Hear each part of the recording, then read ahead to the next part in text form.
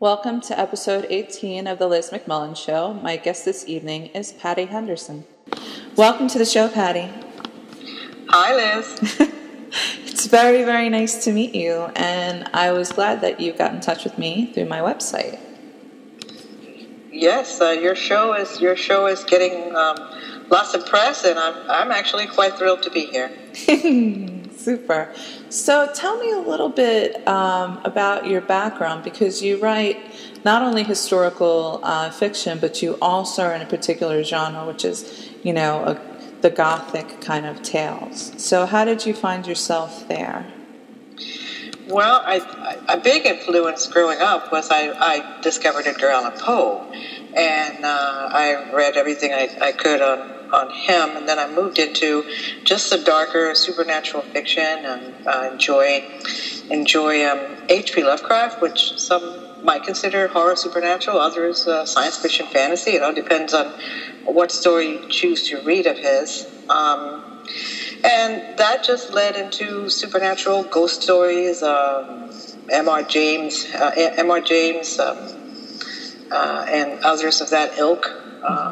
And then I started writing short stories, which is where I got my teeth in fiction writing. Mm-hmm. And then I wrote the first novel actually that I wrote was So Dead My Love, which is one and only vampire fiction that I wrote. And after that came the Brenda Strange supernatural mysteries, and I wanted to combine the supernatural and mystery. And I guess the best description for those stories would be a good combination of X-Files and more horror-related or mystery. And then I went to the Gothics, Gothic historical romances. So one of my first guests on the show was Kate Culpepper, and she had a book called A Question of Ghosts. Right. Have you had a chance to read that? I haven't read that one. I think you'd like it, and there's, an aspect where a woman's mother who's deceased is trying to get in touch with her, and does through white noise. Oh, yes. Yes, it was a film also on about white noise, and it's also a good film. But I have not read Kate's book, and it sounds like I'm going to have to now. It really should be up your alley, and it's a lot of fun in terms of the twists and turns within it. It has lots of mystery and intrigue and whatnot. And I love when an author shocks the hell out of me. And I am so stunned at the end of the book. I'm like, but what have you done with me, And that is a very, very good thing. You tricked me. I'm sure she totally intended to do that, and was quite pleased if she hears that was accomplished at the end of her book. It's like, you tricked me. Yeah. But that's wonderful, because definitely one of the things about, being an avid reader is there are some folks who come up and they're not formulaic in a boring kind of way, but they're going for something that you're familiar with.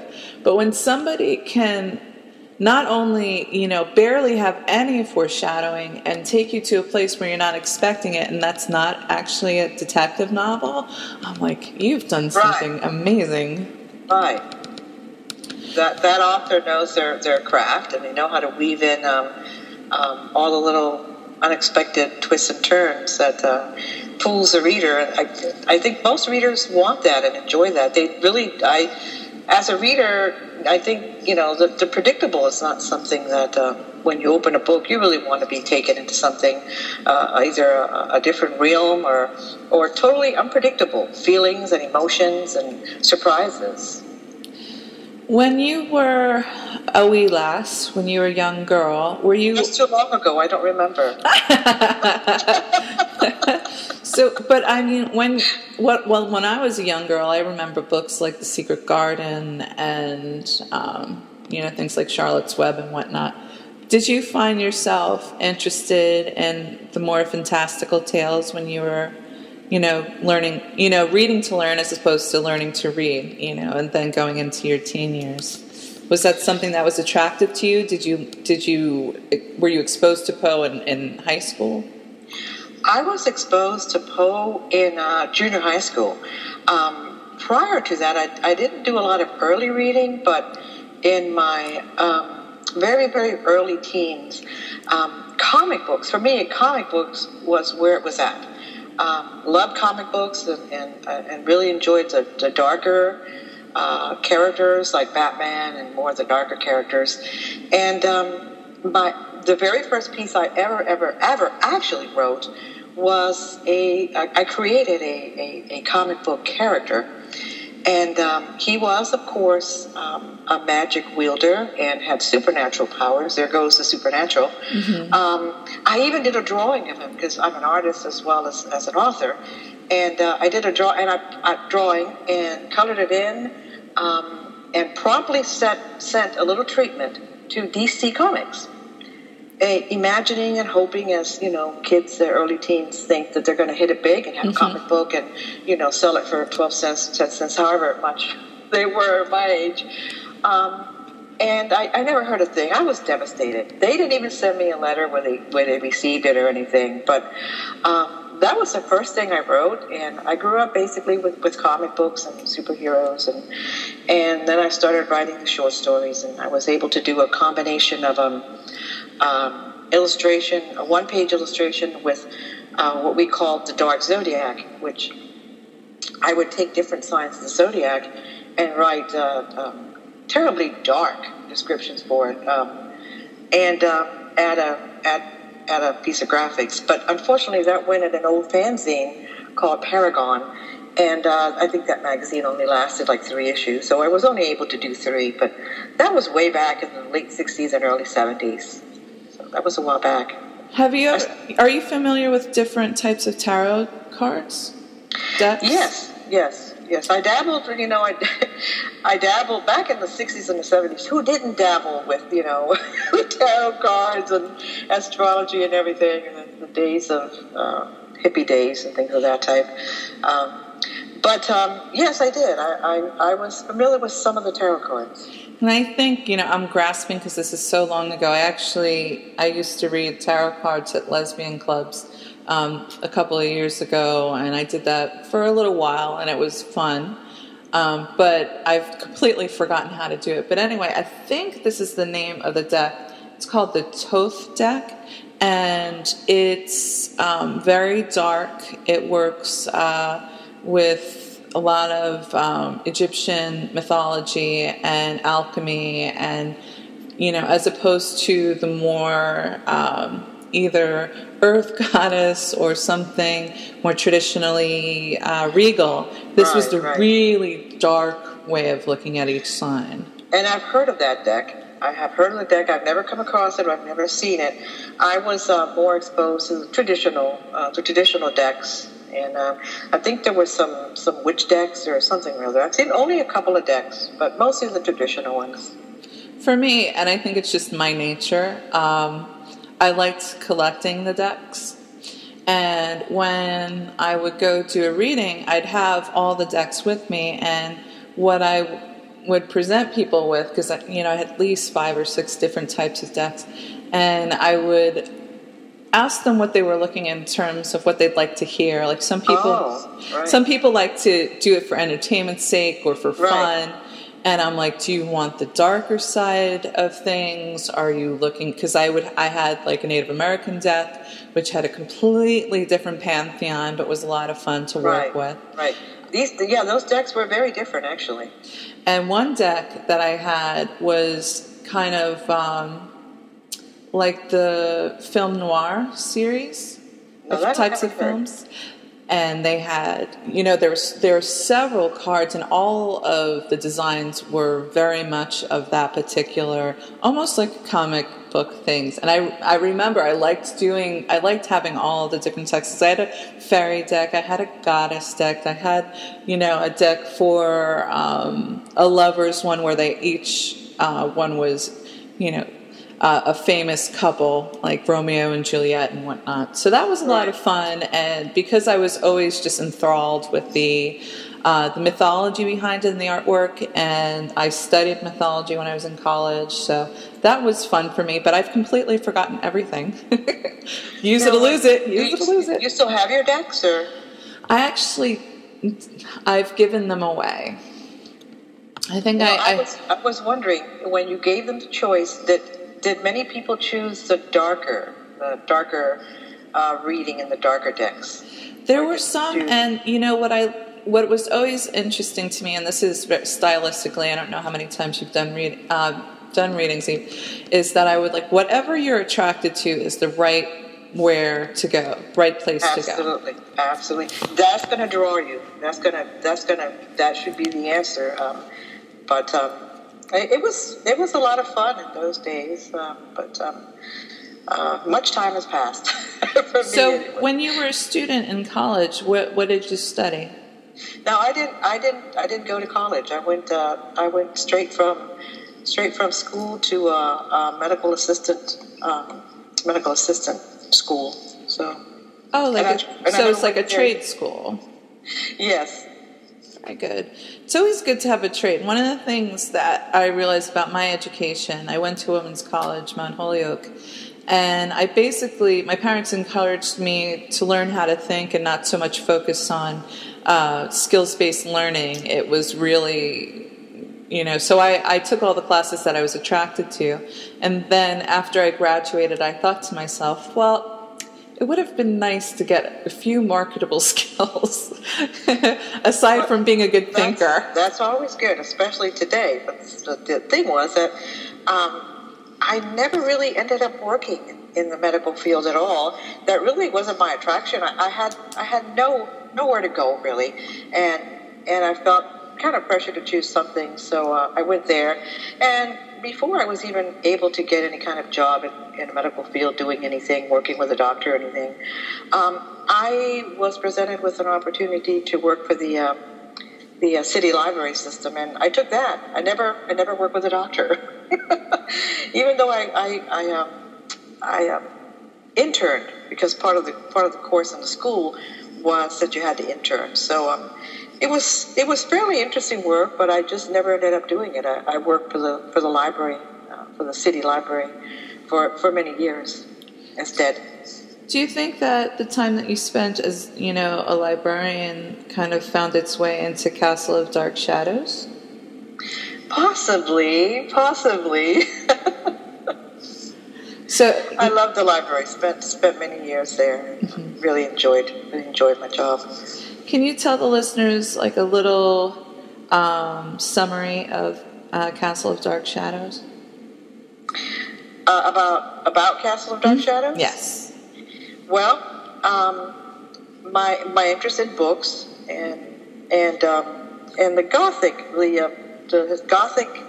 Gothic literature, especially the Gothic romances, really had their heyday in late 60s, early 70s. And they all looked the same. And basically there was a particular template, a particular storyline that had to be told. And it was usually part of the books. And it involved getting the heroine, someone, to a remote castle or mansion or something, to do something. And it was either, to care for someone, or in Castle of Dark Shadows, it was to catalog a very disorganized and lagging library of a very older man.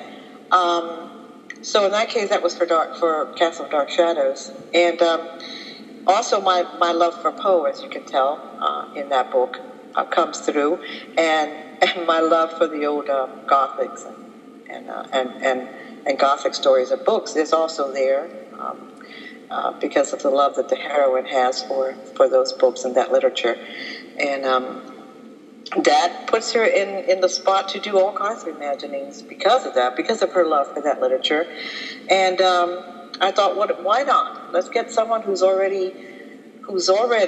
Let's put a young woman who's already in love with the literature, with Gothic literature and all that strange goings on, into a situation where not only it's just a dark mansion, but something that actually looks like a castle, and then the darkness of the house and the people in the house. I thought it was what a perfect plot, and of course we have to bring in the lighter, the love interest, and everything else. But so that one, I think that book came a lot out of my love for that literature and the heroine that gets put into that place to let all her imaginings run wild, but in reality, they were really true, coming true in that house. And you wonder, as always, there's, one of the naive characters, you wonder if it's a matter of suggestibility due to the environment what they're in and the, sullen or morose mood of some of the characters. And you wonder, is there a supernatural element, or are they just kind of easily suggested into seeing things as supernatural when they really are either more contrived or not real after all? There's this book I can't remember by the author of Tipping the Velvet. Yes. And I believe it was her second book, and I can't think of the name of it. But, and I'll, spoiler alert. So there was this woman who was a lady, and they often encouraged ladies to do charity of some sort. And so what she was doing is she was visiting the prisons, to give them a positive influence of sorts. Oh, I know I know that book. It's one of my favorites. And it totally draws you in, and you are totally convinced that there are supernatural things going on in that book. Like the rose showing up in her book. And yes, should we give spoilers or not? Yeah, why not? It's quite the old. It's been out for a really long time. So to be fair, see, it starts with an A. Affinity, I think it's Affinity. Yes, it's Affinity, absolutely. Because I remember I had the favorite of her books. One of my favorite of her books, and of course there was absolutely nothing. Spoiler alert, nothing supernatural. Although she painted she really painted the perfect atmosphere.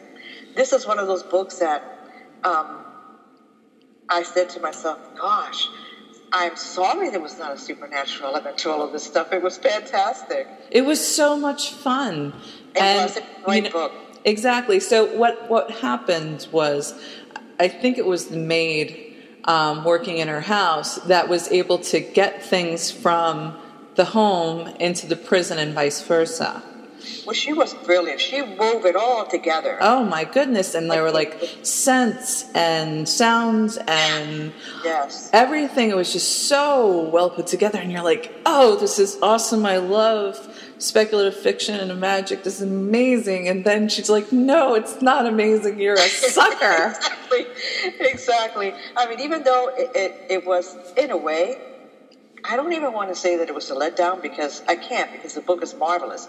But as a lover of the supernatural, I could say it. Only because I'm a lover of the supernatural, and one wishes that it was that way. It was just so romantic. I mean, and not just in the sense of a romance, but as, that notion, that way of thinking. It was just special. And then, I was just so upset. This is something, that I think is unique to lesbians to a certain degree, is that, did it really have to be the spinster getting fucked over again and ending up lonely? Yes. And it was really quite sad. It was so unfair, and I was so... It was. I was like, how could you do this to me? And it's so separate from usually American fiction, even English fiction, will have a happy ending, as opposed to, let's say, Asian fiction, where it can be bittersweet, like Memoirs of a Geisha. Right. That was not a happy ending. We're not brought up to. The culture is the American culture. I think a lot of it we do like that happy ending, and lesbian fiction readers especially, I think, it like the happy ending. But then again, Affinity is not really labeled as a romance, which requires the happy ending for many readers. So she could have done whatever she wanted to, and she did. She did, and it was really well written. And I think that's why I was so heartbroken. Right. It's like, how could you do that to her? It was totally unbelievable ending and unexpected. That's another one that's totally, unexpected, and because of that, it was a very memorable book. Totally memorable. Absolutely. Of course, I'm awful with names, so that's why even now I have sections for each of the books that I read of yours. And I have the names of the main characters and, sometimes little details here and there, because I'd hate to be doing the interview and I'm like, and, his name, and I can imagine. I try my best. We were talking about, indirectly about different hallmarks of a genre. Right. And there are a few things that I noticed. These are, just a mad list, and then, we can talk about them. But what, seemed to be in there in your novels, there's always somebody who's a drunkard, a man who is a tragic, a dandy that no longer has a fortune, or it's something darker there. There's usually a naive girl or somebody unaware of either that they're interested in women, or that they're drawn to some bewitching dark beauty. Right. There's some madness here and there, some despair, greed. Madness. We have to have madness. Absolutely. Greed. Of course, the secret treasure. The other world, we are bewitching, tragic beauty, and of course, there's the requisite home that's falling apart, and the help coming to the home. So there was in Passion for Vengeance, there was a governess, Emma Stiles. She needed to go, and the librarian, Olivia Hampton, she needed to go too. Get out, get away from that special book. And then Constance, how dare you nurse Lady Elizabeth? We want her to die, right away. What are you doing here? So those are the different things that, I noticed when I was reading your books. Right. And in those Gothic romances, all of those, well, maybe not the drunkard. I don't know if that was necessary, but and was there one in Castle? Castle of Dark Shadows. Let me look at my list. Well, there's more the senile sister and her erratic behavior, but that wasn't alcohol oriented. But in The Secret of Lighthouse Point and yes. Passion for Vengeance, there was, either somebody who is self-indulgent in the sense of they're drinking a lot, or being morose or immature or something along those lines, and alcohol is a part of it. Yes. And whether it's alcohol or madness or something that drains the human spirit and the human being, those are part and little pieces of the plot that makes up things like Gothics, because we have to have the heroine. We have to show that she's strong enough that wants to get above and beyond everything that might be crumbling around her, whether it might be and all the dark things that are in those little corners that candlelight does not shine upon. Mm-hmm. And whether it's someone that's just lost it all with alcoholism or part mad or just plain evil, like some of those men in Secret of Lighthouse Point, totally evil. But there is somewhat of a structure with the Gothic romances, and so much of it involves all those elements.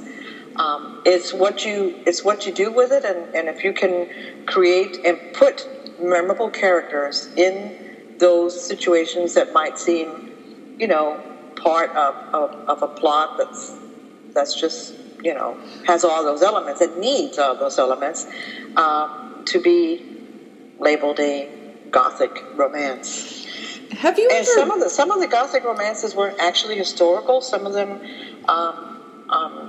that were written in the 60s and the 70s were current to the 60s and the 70s. So I would imagine someone could write a Gothic that's set in current. I mean, like American Gothic, or some of those things that have come on TV that could be considered current Gothics. Mm-hmm. There's a series, and I'm hoping that I remember the names properly, and if not, please forgive me. It's The Illusionist by Fran Heckrodt. I think that's Yes. And it has the honest to God supernatural elements to it. Some really interesting and exciting if you like mythology and religion. And there was, kind of almost like going into Transylvania and this huge home set in the woods away from the city and I mean the town nearby, and the house that was dark and somewhat disturbing, and the woods that you shouldn't go into unless you're with one of the wolves. That I read Fran's the first Illusionist book. Mm-hmm. And I haven't read the others, but I do have them. And it was that kind of a series, and she's an author that can pull it off, and I think she genuinely likes that genre and does real well with it. I think she wrote another book that had to do with shadows or shadow people, and added a pretty unique twist to it, if I'm not mistaken. I'd have to look up her body of work. I've read about 4 of the Illusionist tales.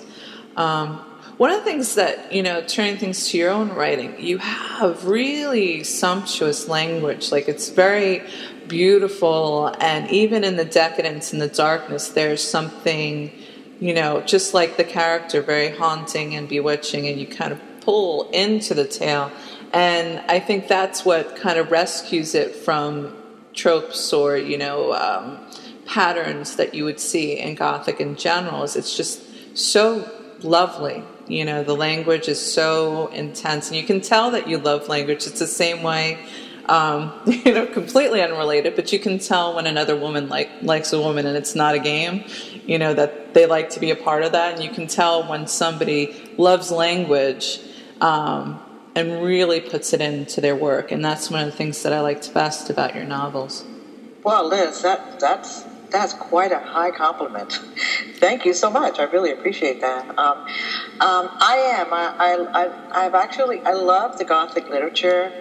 Again, I was hooked on Edgar Allan Poe, and then read much more Gothic literature and the dark supernatural type literature.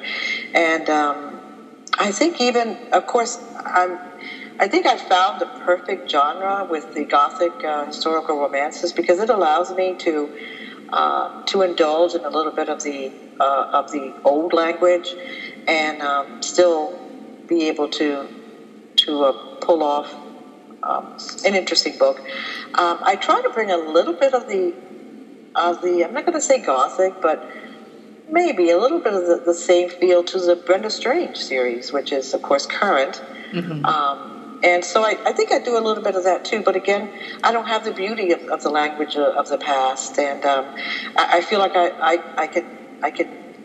I enjoy it better with the Gothics, and that's why I think I found my niche, and I was able to pull in a little bit more romance also, and which I don't have in the Brenda Strange series, and that's just the way that series is coming about. But with the Gothics, I can play around with everything, and I'm having a good time doing it. So I'm glad that's coming across with my books. Yeah, it's like a dark fairy tale, and one of the things that I'm glad is not part of your books, but actually was quite a part of the writing in the 19th century and maybe the early 20th century, was phenomenally long-ass books with so much dry language and so much going on that sometimes yes. you have to have a level of patience if you're going to read these books, because it's not for the modern reader who wants things to be going very, very quickly. Like The Count of Monte Cristo is hella long, but it's a wonderful story. But if you're not willing to sit down and read all of that language and all of those details, you'll give up. Like the modern reader, hands down, would most likely just give up. And also, germane to that time period, when people were writing, a lot of it was dry. And because literary fiction is always, romanticized in terms of intellectualism, but you really have to be on board to be able to handle that stuff. And you're right, a lot of the modern readers won't, but I think some of them will, but others won't. And I certainly I'm a short fiction writer. I came from writing short stories, and sometimes I feel that possibly it's a detriment for me to write such short books, but then I say no. I fill my books with a lot of language, and I tell the story in my span, but I certainly want to bring in a little bit of a modern punch also. I certainly don't want to be dry and where people would just close it and not want to go back to it. So I try to blend it in a little bit and hope that it succeeds, and I think it is. Well, you have, like I said before, you have a lot of really wonderful language, and nothing is rushed. It's not like you are succinct to the point of the tale just happening too quickly and not fitting within that genre. And even though you're not verbose and you're not the person who's going to write that 300, 500-page book, that doesn't mean that you don't have good character development or plot or, those elements that you enjoy, because first of all, you're a lover of that genre, so you're not just writing it to write it. It's something that you find magical. And I think your passion for it shows up in the novels that you write. Well, thank you. I always hope, every time I let one go into the reader world, I always hope, I hope that I put a lot of passion into these books, and I think especially with my Gothics. The last one, this Passion of Vengeance, I really expended a lot of inner energy and passion with that book. Emma Stiles is a very, very damaged and emotional woman. But succinct, one of my favorite words. I love the word. And no, I don't ever, I've never seen myself as a verbose author. I'm a big fan of the old paperbacks back from the 50s and the 60s and the 70s. Most of them were fairly short, even though they were small paperbacks, what's now called mass market paperbacks. But now they're like 400, 300, 400 pages. Then again, you have the reader, on the other hand, that feels that they need to feel that their money is, that they're getting something in return for the money. And the way that I'd like to repay the reader back is by just telling a story with enough, if they can, if I succeed, with a lot of passion and language that I feel will hold their interest. And when they close it, that they feel that they definitely have spent some good time, and it was, the purchase was worth it for them, and the read too. Yeah, I do some writing myself as a hobby, and I realized that, I've been working with it for about 4 years or so, and the short erotic fiction that I had started last summer, even a little earlier than that, is very, very tight, and, I would share it with a friend. She's like, you should have an anthology of flash stories. Flash fiction. I love flash fiction. Do you like to write that? Well, what the story in particular that, it's unusual, like it's called Shifter's Passion, which I'm actually working with one of the GCLS mentors. She's going to help me with that. And it's an anthology of short erotic fiction. Some of it, I'll just say it's kind of more like porn, some parts than others. I'm not going to romanticize it, but... Well, I think there's a fine line, just a fine line. It depends on who's reading it. I'm not belittling my work. I'm not belittling it. It's very, I care about language and characters and whatnot. The only thing that I did not want to do is have a plot to string them together, because they are about one couple, and the tricky part is the shape-shifting is not what people would think the shape-shifting would be. And the way that it works out, and I thought I was going to get a lot of flame for, and was stunned that so many lesbian friends of mine could tolerate it. And that's as far I'm going to go. I'm going to leave the mystery out there. Now you've left out, and people are going to imagine what, I don't know. It's like, bam!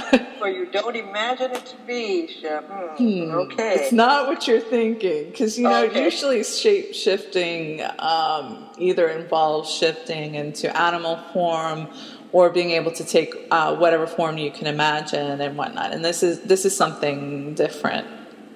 Interesting. I'm excited about getting back into it. I had put aside my own writing for a while, about a year, and I got out of the habit of that. And I've been spending a lot of time with other people's writing, which I love. I love being a reader. I love being able to talk to the authors. And I love a good storyteller, so I'm not upset about that. But I'm finally starting to put a little effort into my own stuff. Well, that's the author in you that probably will have to devote more time to that. Exactly. Actually, I know that your show doing this, I'm sure, takes up lots of time and energy. Goodness, and I feel like telling the listeners, you're like, you have no idea how much time this takes. I think anybody would have an idea, because not only are you doing the show and all the prep and slideshow and everything, but you're reading the books, unless you've already read quite a few of the author's books. You're taking the time to read them if you haven't read them, so you can discuss it with the author. So that in itself is also time-consuming and takes away kind of, as an author, I know that, to be honest, I don't do a lot of reading when I'm heavy in a book, or even when I'm trying to get ideas for a book. I don't obviously do as much reading as I'd like. So I can see with what you're doing with this that it would probably put quite a little dent on your writing time and your writing creating. So it's funny. Because I've had an explosion in terms of interest in being on my show, and I also have Lizzie's Bedtime Stories, which is going to debut on Wednesday, April 3rd. So this is going to be fun. Yes. So since that there's so much involved. There's booking, and there's keeping straight whose recordings are when. And the one thing, at least for the bedtime stories, I don't read the author's stuff in advance. They're going to be doing a reading. I leave it completely up to them. Right. And because it's exciting for me, because I'm, in that sense, Lizzie likes to sit down and listen to a storyteller and capture my attention and let me listen along like the good little fan that I am.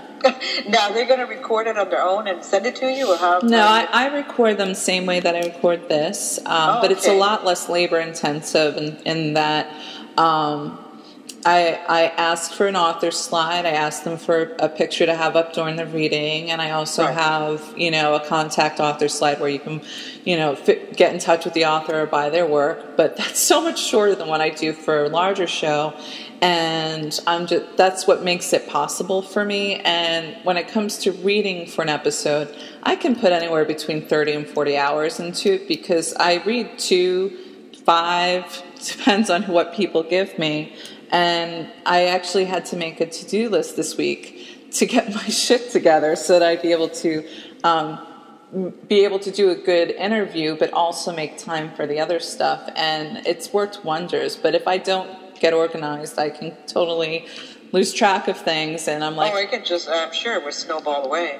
Oh, yeah. And it's easy to let go your own stuff. You're like, well, I have a commitment to put together, to package the show for Friday, and I also need to read for my interview, and I have I beta read for another friend of mine. So it's very easy to put yourself last, but I've made time for it because I'm like, I made that to-do list. It's a commitment I've made to myself, and I'm going to stick to it. And it's been helpful, and also it's forced me to make time for myself. So. Well, I'm glad you're doing the Liz McMullen show. Yes, it's good fun. I like it. I like it a lot. Like the packaging part can take anywhere between 6 and 12 hours, depending on stuff. Do you enjoy doing that? I like all the different. It's challenging, like editing the audio and getting it ready. Right. Putting together the slideshow. The trickiest part is people see the slideshow and things are on a loop, but I have to manipulate the length of the slides so that it matches exactly to the length of the episode.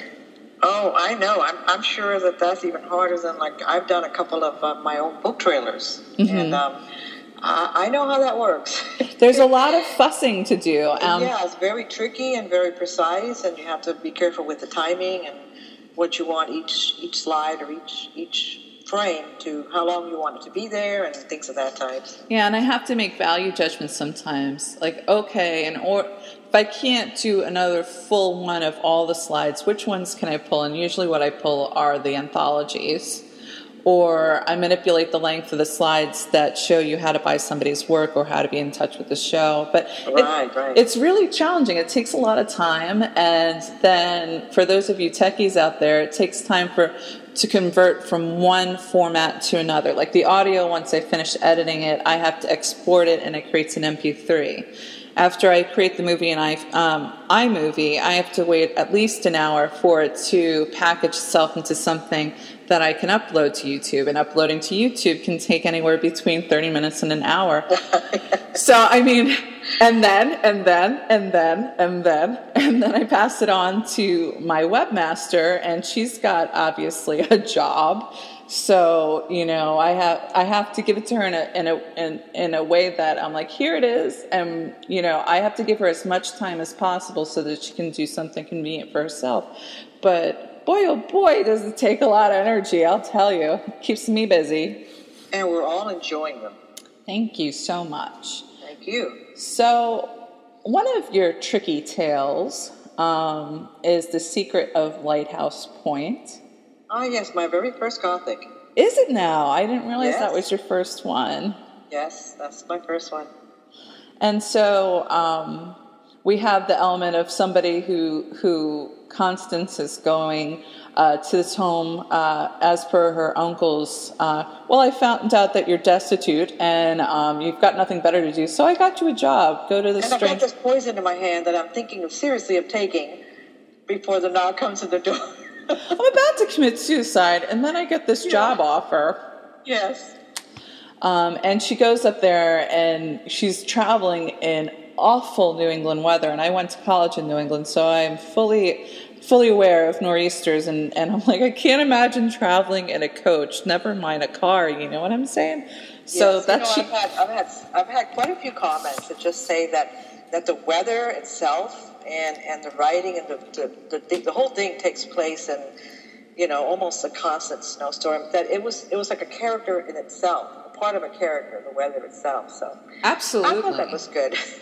Well, you also, I don't know if it's called personification, but you also imbued the weather with characteristics of a person in some ways, and it's obscuring or illuminating or something about danger within it, and you could, if you make a false move, and this may happen. And but what I thought was really awesome is that Lady Elizabeth is the one who orchestrated somebody coming to care for her because she realized those people who are living in the home where she is still the lady of the house want to see her dead. Don't really care much about her. Don't want to spend time with her. She knew exactly what they were all about. She's not an addled little old lady. She knows where it's at, and she's like, I like that she reached out and used Marguerite to pass things on so nobody else would be able to intercept it. And then Constance comes, and she's got no experience as a nurse. She was suicidal and shows up in a place that's dark and depressing. I love just throwing her in there. That was good. Oh, I was Lord. having a good time with that. And like, you know, Roger the Lech and Edward, who's like, what are you doing here? And treating her so brusquely. And she's like, what the fuck? You know, you asked me to come here. Why are you giving me such a hard time? Why are you preventing me from seeing Lady Elizabeth? What is going on here? And this one had, honest to God, if not supernatural elements, oh, yes, witchcraft. indeed. Yes. Was in there. And I was like, ooh. Yeah. I also like how you introduced George Kane. That was cool. Oh, I felt that was a good, I mean, out there in the cold, I mean, the sheer cold, this person comes into Constance's life. So, you know, again, the weather played a big part in that, the cold weather. And Constance is like, why on earth would this guy who's driving the stagecoach to bring me to the home, why would he let a stranger come into... why would you let that happen? And I'm an unmarried woman without an escort, and you're putting a man in here that I don't even know and didn't even ask me about, and why would you make that kind of choice, like picking up a veritable hitchhiker? And there are aspects of this stranger that doesn't compute in some way, shape, or form. It's unusual. There's a storm, and this person is somewhat concealed, mostly because of the cold. But there's something about him that has a gender-bending feel. The gender benders, huh? And then there are those who...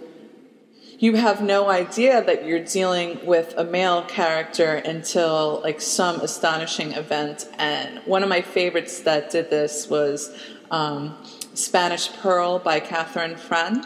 Oh, yes, I read that. I have read that so many times I could probably say it verbatim. But there are always these like slight clues, and I can't believe, as you know, a worldly lesbian, whatever, I can't believe that I was so fooled and that I didn't pay attention to those little comments, like the fact that everybody else has beards and whatnot, yet this character is clean shaven. Or it's almost too pretty, or I'm surprised people don't tease him for it more often, and he's got long eyelashes. And George Kane, right? Yeah, George Kane in The Secret of Lighthouse, but I was talking about in the Spanish Pearl. But, yes. And so it's just one of those things like, what? But how do you feel about spoilers for this book? It's been out there for a while, but I don't want to. It has been out there for a while, and there's, I think that it's, I'm pretty sure that we're pretty cool with it, with spoilers. I don't think it's a big deal. But I might add that dandies at that time, of course, some of them had some of the style was the long sideburns, but they were called dandies because they were very effeminate and very, very much looked like, women, but they were still men. I mean, even some of the way they strutted about was very effeminate. So many of them, in fact, most of them were all clean shaven and close hair. So I felt that, it could be carried off. A couple of readers, maybe one or two, said they spotted it right away. They could tell, it was no secret. But some of them thought it was a wonderful gender bender. So I don't know if I succeeded or not, but I thought I'd have fun with it. And I didn't think it at first, and when you're this character of the snow, when you're going on bumpy streets and not even streets, like barely dirt roads probably, and there's a blizzard happening, and this strange man that they pick up on the side of the road and is concealing his face. Most of his face, yes. Most of his face with his hat and otherwise. Yes. And like, what is he hiding? Not hiding that he is a she, but hiding like, this is a nefarious man. I'm in danger probably. That kind of thing. And it turns out the whole, the modern concept of the dandy is the metrosexual for those. Yes, indeed. That would be the equivalent, I suspect, in today's modern society, would be the metrosexual. What I dug about that, the fact that George Kane was a dandy, was that in some ways so is Roger, and Roger was just so certain that he's just, it's very grandiose. He's like, I'm so hot. How on earth does Constance refuse to let me at her body? I can make her fall in love with me. She'll become silly, and then I'll have extra influence with my mother. I loved writing Roger. I made him so over the top. I just really had a ball writing him, and I had a ball with him having him have his just desserts also. Mm-hmm. Definitely. But what I found interesting was at first it was him being full of himself, and then, and this is not uncommon with any time you encounter a character that's a player of women, is that they're so convinced of their abilities that if somebody doesn't immediately fall at their feet, it's a challenge and they want to go for it. But he did to a certain effect, but like his behavior was more like a rapist than somebody who's trying to turn emotions or affections towards himself. Oh, he was very aggressive. Yes, he was a little bit further than some. He carried. He wasn't good. There was no way that no was going to be the answer. It was just not going to happen. But then he got so sullen, as he's getting disillusioned about his own desirability. Right. And it's just beside himself when Constance, who he's trying to woo, decides not only to reject his advances, but to stick around at the apartment where Roger was, at the house that Roger was pretty much going into that wasn't his, that belonged to a boarder named the George. cottage, yes. Definitely. Exactly, and he was orchestrating it to not only have a time alone with her, but also to shove it in George Kane's face. That was it. And then that was good old Roger. Yeah, and Roger gets pushed away, and there's this alarm and concern, and you wonder. You can see how George Kane would misinterpret Constance's behavior, but I loved when she decides to flop in a chair and go, "Oh, I'm not feeling very well. I'm going to have to stay." So period. Yes, very girly. I have the vapors. Yes, period. That is very historical. I love it. And he's like, but you need to, and then what? And then he's like Mr. Mopey, broody guy around the house, and shockingly to Edward, what? She resisted you? At first, he's like, "Oh, you must be exhausted," and she must be exhausted. Yeah, I love that brotherly little jab.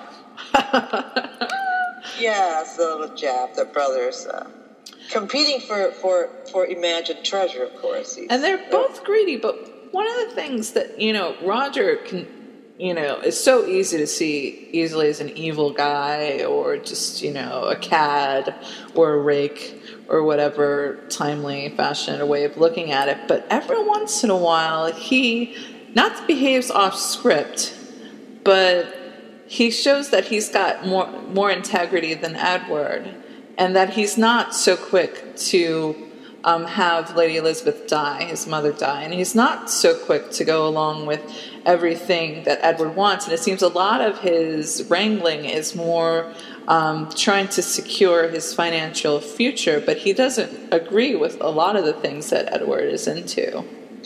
No, I'm glad you caught that, because Roger has a lot more humanity and heart left in him than Edward. Edward is the true villain.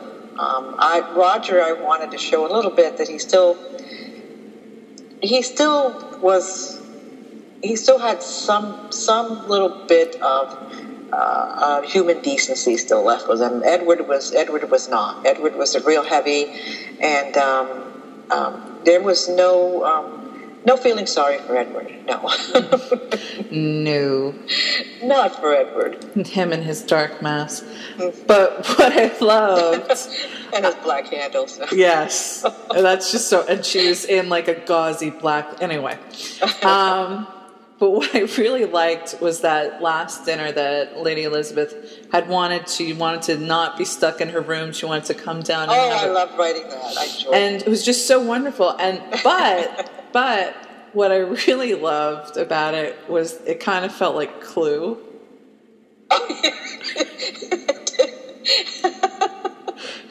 For those of you who may not be familiar with it, it's in literature, and there also was there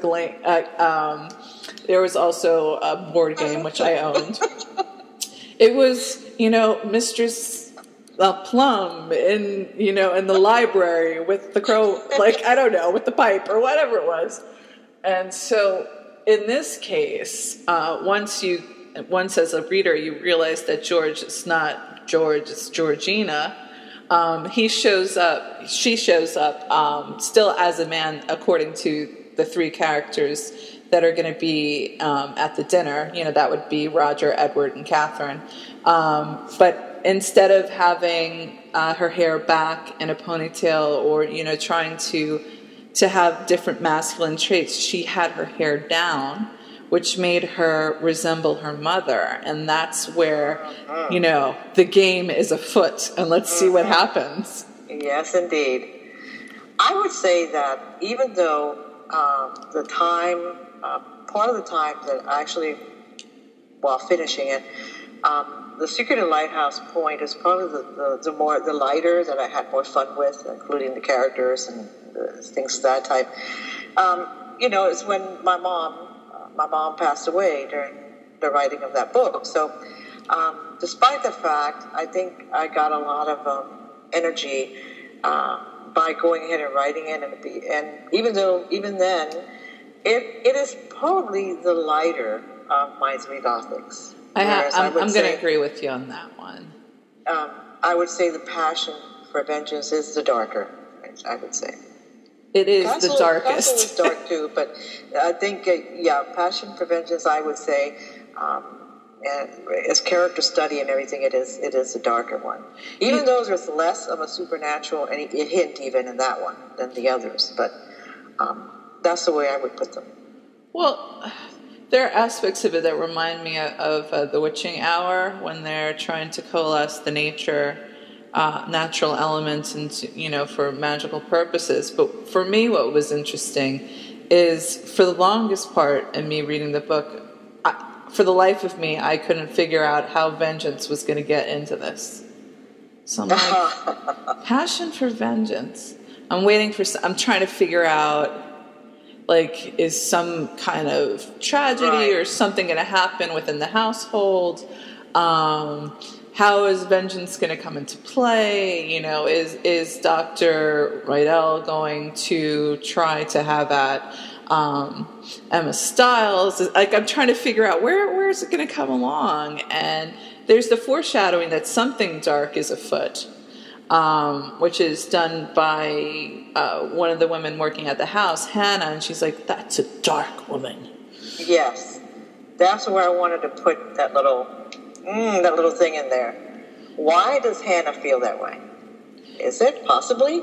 Oh no, Jane thinks she's beautiful and fair, and Well, it's all like sunshine and lollipops as far as Jane is concerned, because she's had a very dismal time after the passing of her father and mother. And sheltered and pretty gloomy times for her. Gloomy, and like she hangs out in the garden. The house is falling apart. Her brother's an alcoholic. Her younger brother, is all over the place and a wild child. Although he wasn't I thought he would be a little more of a little jerk, a brat, rather than just being irresponsible and all over the place. That was a surprise for the wee Henry. But for everybody in the household, Emma Stiles had a positive effect. Like, yes. It was a Gothic environment, and now everything is blooming, and Henry's acting like a little gentleman, and Cole. Is it Cole? Yeah, Cole has started painting again. Started to do his own activities. And Jane has a friend and then a lover, a really hot lover. But what I think is hilarious is how you start the book off with Peter Porter, this like older man who's like, I never thought I'd have such a little hot thing in my office sitting in my drab chair. Like, wow, I mean, what am I going to do with myself? This beautiful woman is here. He was a fun character also. Oh, I liked him a lot. Yeah. And then I found that he wasn't just this, not like an old biddy, but he was also very kind and generous, and that he felt a level of responsibility towards this family. And there had been bad crops and lost money, and Peter Porter was helping them. I just felt like I had to do Peter Piper pecked. I'm sorry, it's like the I don't know. That's completely unrelated, but I love that it starts with him, and it took me. You don't know where the vengeance is coming from until you're pretty deep into the story, because you're so wound up in how magical Emma is, and dark magical and good magical, so you're thinking, all these different things are happening, and maybe she is a harbinger of doom, and Han is correct about her being a dark woman and whatnot, and you have this section before you even start the book where you talk about soul eaters. Oh yes, sin eaters, yes. Sin eaters, where they would eat on top of a deceased corpse, therefore eating their sins and making them available to pass on into heaven and whatnot. And I'm like, where is this going to come into play? So you had two things in the back, that was in my head. Okay, where's the vengeance and where is the sin eating? And I'm waiting for it to happen, and it does. And I'm obviously no spoiler for this one because we want people to go out and buy it. But you definitely had me going for a while before I figured out where the vengeance was going to come into play. That's a good thing, I guess. Yes. It's like, and and you learn through the relationship between Emma and Jane that, there's a little dark stuff going on, and you see Emma in the woods, enraptured by the woods and not hearing her own name being spoken, and she's not paying enough attention to Henry, and we're like, what is this woman going to do? Is she a witch? That's where the mystery starts, yeah. Yeah. So that gets your interest piqued, and then she wants to be honest with Jane and tell her about herself, and I'm like, oh my goodness, this is a witchy woman, and then she's feeding her some absinthe. That's not good.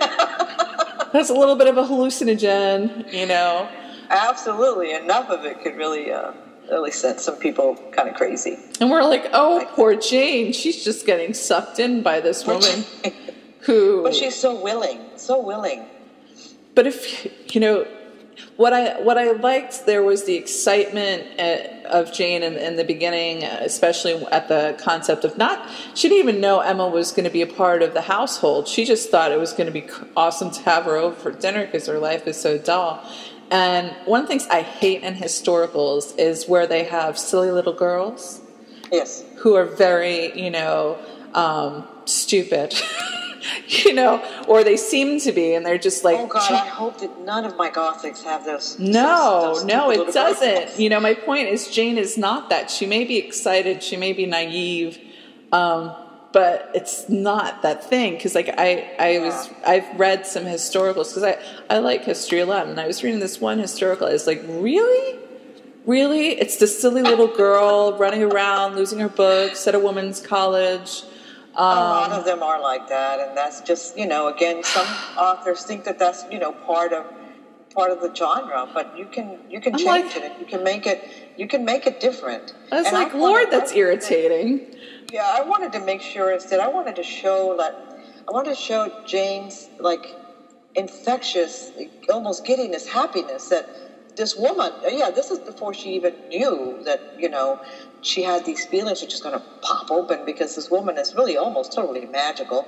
And I wanted to definitely try to portray that she was like, very, very happy, and her happiness almost like, gone to another dimension that she's so happy. Exactly, and she's just had been so marred and weighed down by the gloominess of their lives that she can't understand why Hannah can't see how awesome this is to have somebody around who can, Emma really can relate to people. Like, she got right to the heart of the matter with Henry and could talk with him. And what I found really awesome was that she figured out a way to get through to Cole. Yes, Emma was like the magic of the book, pretty much. Even though she is the most damaged of them all, although Cole certainly has his damage also. But she had to be, in order to be this, to create all this magic around her, she had to relate to people and had to create an illusion that maybe she was able to fix all of the problems. And that's what probably, something was coming through and between all of them. And she did. She did most of them, except that, everything with Cole fell apart when there was all those, finally he got find out what's going on, and then Henry gets lost and things start happening. So he goes to this real big high that could actually save him up there, but then he comes right back down again. So, but Emma did bring it all together for him too. So yeah, she touched all of them except Hannah. For some reason, I did not interpret her as damaged until I learned a little bit more towards the end. But what I realized, because my brain is always so tangential, the poor people in my college classes, when you get introduced to Emma, she's in an office that's a little, the desk is a little scuffed. It's not very glamorous in any sense of the word. And you get introduced to the fact that she's absolutely stunning. And at first, because of her bearing and whatnot, you think that she's from money. And she's got this fantastic hat. Yes. With plumage and roses and so just like her beauty, the hat gave an impression. And then he was looking closer at her and realized... And then you look closer, right. Exactly. And he's like, no amount of ironing or darning would be able to indicate that anything other than her having, not coming from money, having to keep up whatever she has, whatever it is. And now that I've read the book and think of it retroactively, that hat and that dress were a form of foreshadowing as to how truly barely kept together Emma is. And that definitely, and I'm glad you were able to get that. That is definitely, I love to play with foreshadowing and things of that type, and I don't always know if it's going to, some readers are probably going to catch it, and, some may not, they probably won't catch it until the very end anyway, but thank you, yes, you did pick up on that. Well, I loved my English classes in high school, and Hamlet, and because nobody's more blatant than Shakespeare with his little foreshadowing, where you pretty much know how things are going to end, but you're like, how is this going to play out? And I would not have known until reading the end of the novel how the clothing and her appearance would function as a metaphor. Also, I did not expect Dr. Rydell. He remembered her, and I'm thinking, goodness, maybe Emma was a prostitute or something when she was in New York. Maybe she has a more darker past, which ends up being true to a certain extent. But I thought it was more like, oh, somebody's going to find out that those references were not real and that she's not virtuous and that she's lived a life of sin, and I could, magically put her in a brothel or something. But I did not expect her past. That did surprise me, and you got me. So you readers out there, you're going to have to read to figure out what the heck I'm talking about. Yeah, and that other idea you had, that could be another story. True. It's true. It's true. You know? I recognize you from somewhere. You're like, no, you don't. Yes, I do. No, No, you go don't. away. I don't want anything to do with you. I don't want him around here. You don't know me. I don't know you. It could be serious, or it could be Monty Python. Yeah. No, I'm not a prostitute. Yes, you are. Anyway, that could be a fun little way of going about things. I've been having a grand old time talking to you, and unfortunately, I'm going to have to bring the interview to a close. Well, I had a fabulous time. Thank you. It's been good fun, and I'd love to have you on again. I'd really like to have you on the Bedtime Stories series. If you'd be interested in reading one of your short fiction, that would be fun too. I would. I will consider that. I think I'd be delighted to. Mm-hmm. We got to get some Gothic action in there, because I've had different authors worry that their pieces would not fit into the format of the show, and one of the things that is important to me is that it's not genre specific. Many thought that it was most likely going to be an erotica showcase of some sort, where there'll be all these naughty tales, and those will be in there, absolutely. They will. But I had one author who said, well, I started writing this story, and it's about, two dogs or something along the line, like something sweet. And I said, that's fine. And I had another author who's like, well, I write horror. I'm not sure that's going to play. I was like, go for it. Yes, of course. Variety. That would be wonderful. So you could bring the Gothic. What time limit do you have on the stories? 5, 10 minutes? I don't know. Well, the way I looked at it is, my episodes, my interview episodes tend to be around an hour.